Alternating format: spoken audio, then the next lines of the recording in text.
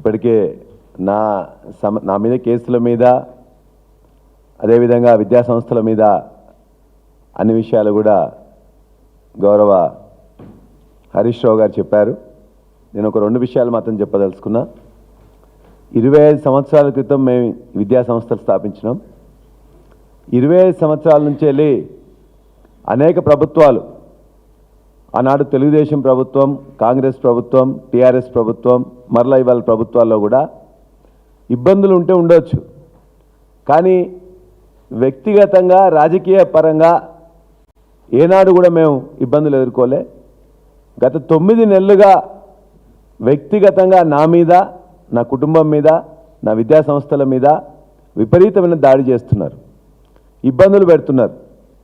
రోజు పొద్దున్నే ఒక రెవెన్యూ కానీ, లేకపోతే ఇరిగేషన్ కానీ, లేకపోతే విజిలెన్స్ కానీ, లేకపోతే ఎన్ఫోర్స్మెంట్ వాళ్ళు కానీ, ఇంటెలిజెన్స్ వాళ్ళు కానీ, పోలీస్ వాళ్ళు కానీ ఏదో దాంతో వస్తారు బెదిరించడం.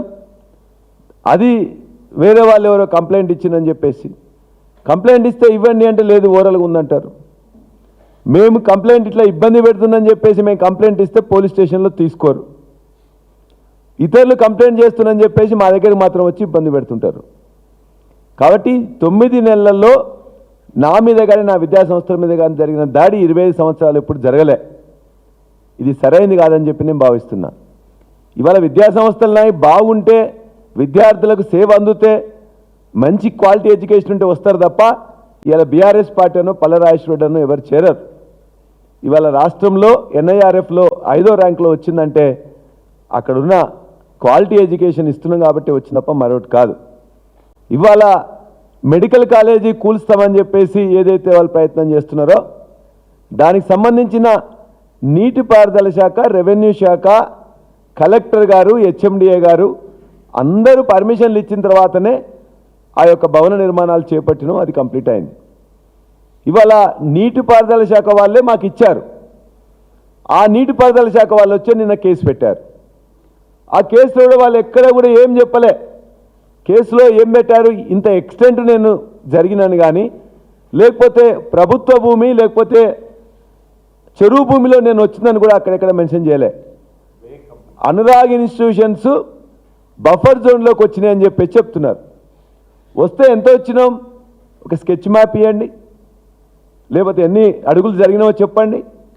2017లో నేను తీసుకున్న తర్వాత ఇవన్నీ కట్టడాలు మొదలుపెట్టినాం కదా, ఈ 8 సంవత్సరాలు మరి ఏం చేశారు? కాబట్టి వారు చెప్పిన విధంగానే ఎక్కడైతే హద్దులు నిర్ణయించిందో ఇవాళ నా భూమిలో మాత్రమే నేను కట్టుకున్నాను.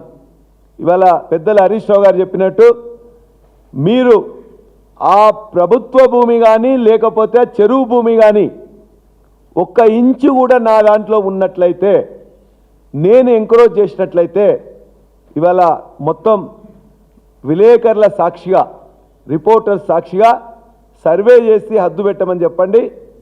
అప్పుడే ఆ JCBలు, బుల్డోజర్లు పెట్టి వారి సమక్షంలోనే నేను కొట్టేస్తా.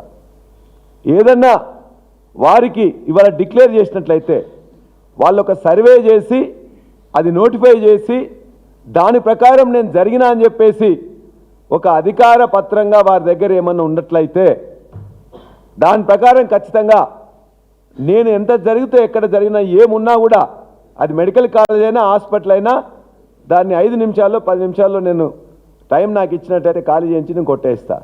అంతే తప్ప నేను ఈ యొక్క విద్యా సంస్థలు కానీ మిగతా వాటికి కేంద్రం కాకూడదని వారు చెప్పిన దాన్ని చెప్తూ, దయచేసి ఎన్ని ఇబ్బందులు పెట్టినా, ఎన్ని కేసులు పెట్టినా చట్ట ప్రకారం కోర్టును ఆశ్రయిస్తాం. మీ అందరూ కూడా విజ్ఞప్తి చేస్తున్నా, అధికారులకు కూడా విజ్ఞప్తి చేస్తున్నాం. ఖచ్చితంగా ఎక్కడైనా తప్పు జరిగితే చెప్పండి, నోటీస్ ఇవ్వండి, మా అనుమతులు పరిశీలించండి, తదనంతరం ఏ చర్య తీసుకున్నా దానికి సిద్ధమని చెప్పేసి కూడా నేను ప్రజలకు కూడా తెలియజేసుకున్నాను.